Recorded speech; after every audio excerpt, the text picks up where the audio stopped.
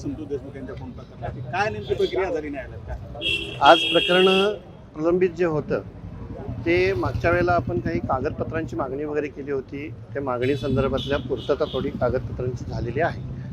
आता या प्रकरणामध्ये चार्ज ठेवण्याच्या स्टेजला काम आलेलं आहे.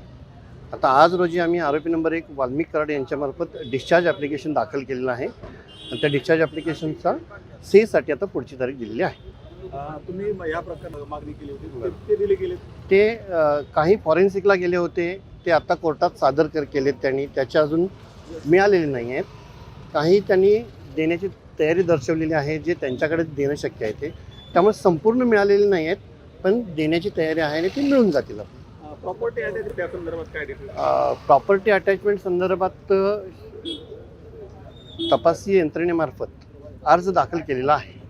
त्या अर्जावरती आरोपींचं म्हणणं यादी कागदपत्रांची विवरण त्याचं दिलेलं नव्हतं. त्यामुळे आज रोजी ते आपल्याला प्रोव्हाइड करतो म्हटले. ते कागद मिळाल्यानंतर त्याच्यावरती म्हणणं दाखल होईल आणि मग त्या अर्जावरती युक्तिवाद होईल. या पुढील ज्या सुनावणी होणार आहे त्यामध्ये आता चार्ज फ्रेम होईल अशी शक्यता वाटते?